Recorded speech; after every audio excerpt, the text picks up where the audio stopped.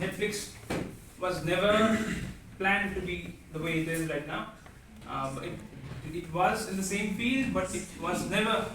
the way it is in digital, many subscription model. It was never planned. Which period is no advertisement. It's not like you can be given another only streaming. This was unlimited streaming. Let's continue the presentation. So my topic is all about social access of Netflix. So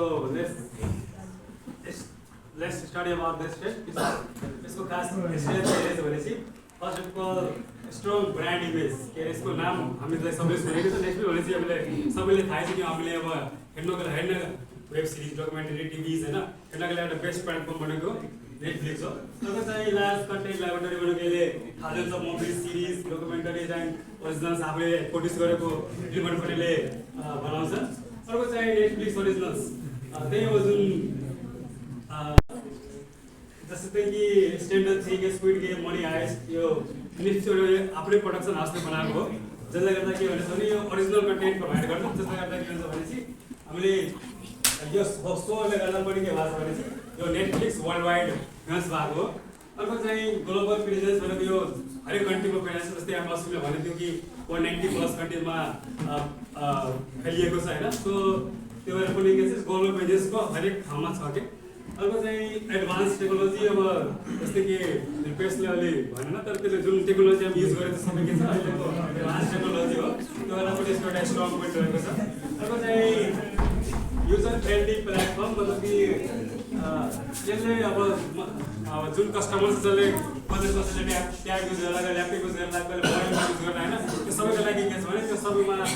adjustable छ सबैमा आउन सक्छ हैन next is all about अब यसको straight पछि यसको weakness के हो कमजोरीहरु के छ त नेक्स्ट फर्स्ट अफ अल आएको छ हाई कस्ट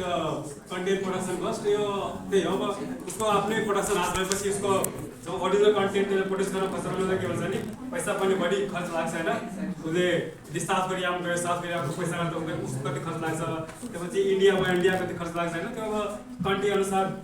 फरक हुन्छ पैसा बढी लाग्ने हुन्छ अब चाहिँ राइजिङ सब्सक्रिप्सन भनेको अब आजकल होइन इन्फ्लेसन इज हाई हैन अब हाम्रो दुनियाँमा अहिले महँगाई बढिरहेको छ त्यो बेला पनि के हुन्छ भने नेटफ्लिक्सको जुन सब्सक्रिप्सन प्राइस त्यो पनि दिन दिनै के भइरहेछ बढिरहेको छ त्यसको विक पोइन्ट हो अर्को चाहिँ independence of subscription mainly income subscription अब यसको मेन इन्कम अरू नेटफ्लिक्स केही नभएपछि यसको के हुन्छ भने चाहिँ यसले जब कुनै जसले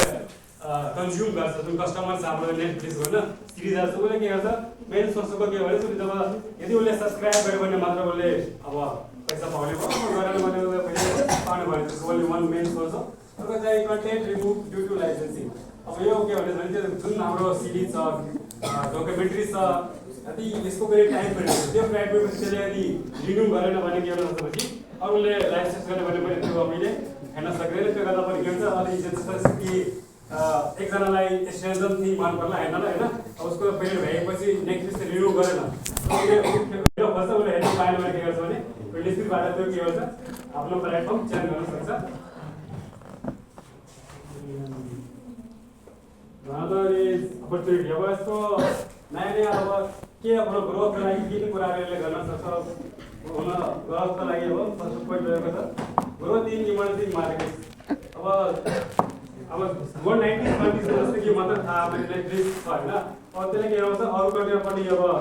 डिस्क आउट गर्न सकिन्छ हैन अब पोर्ट गर्न सकिन्छ अलि नम्बर अफ कन्ट्रीजमा स्पेसिफिक बनाउने कि जस्तै कि साउथ इस्ट एसियातिर अलि कम से जस्तो अफ्रिकातिर छैन हैन इन्डियामा अलि तमिलनाडुतिर पनि छैन जस्तो लाग्छ हैन नेपालमा पनि छ त्यति पनि वाइडली छैन प्रोग्राम तर छ अझै बढाउनु पर्यो मार्केटिङ गर्नु पर्यो अब चाहिँ more regional and local content अब जस्तै कि साउथ कोरियाबाट स्क्विडमा त्यस्तै पनि अब अरू देशमा गएर उसको लोकल कन्टेन्टहरूलाई हैन आफै प्रोड्युस गरेर पनि खोज्छन् और बनाउन सकिन्छ अब चाहिँ एड सपोर्ट प्लान्स अब यस्तो के छ भने अब हो जब कि news revenue source from advertisement मतलब कि अब नेटफ्लिक्स हामी कुनै शो हेरिरहेको छ भने त्यसको बिचमा केही एड आइदिने कि त्यसको लागि जसको एड लाग्छ उसले पनि त्यो कम्पनी लाएर किनेर जान्छ पैसा दिएर जान्छ त्यो पनि एउटा अपर्च्युनिटी हो। अर्को चाहिँ गेमिङ एन्ड इन्टरेक्टिभ कन्टेन्ट। अब गेमिङ जस्तै सिलो भनिसकेर गेमिङ आइसकेको छ, यो पनि इन्भल्भ गरौँ। अर्को चाहिँ पार्टनरसिप एन्ड बिल्डिङ। अब tyre up with telecom and internet provider, जस्तै कि एलन मस्कको स्टारलिङ्क जुन नयाँ त्यसले अकाउन्ट सेलिङ रेस्ट्रिक्सनबाट कि जस्तै कि म आफ्नो जिमेल अकाउन्ट युज गरेपछि अब मैले आफ्नो जिमेल अकाउन्ट अरूलाई दिएँ भने त्यो एक्सेस गर्न सक्ने रेस्ट्रिक्ट गर्न सक्ने एभोइड गरिदिन्छ। अर्को चाहिँ चेन्जिङ कन्ज्युमर प्रिफरेन्सेस, मतलब कि अब आजकल मान्छेको खानाको ठेगा पनि आज यो खान्छ भोलि त्यो खान्छ भने अब जुन कस्टमरले होइन अब आज कसैलाई आज वेडनेसडे सो मन पर्ला, भोलि चाहिँ स्टेसन दिए पर्सि चाहिँ मनी हाइज होइन त्यो चेन्ज भइरहेको छ, त्यो पनि त्यो मेन्टेन गर्न पनि त्यो एउटा ट्रेड हो। त्यो भएर पनि के भन्छ भ्युहरू अनि यस्तो यो मन परेन मलाई म त अब अटो हेर्छु भने त्यो पनि एउटा केटो सोच छोडेर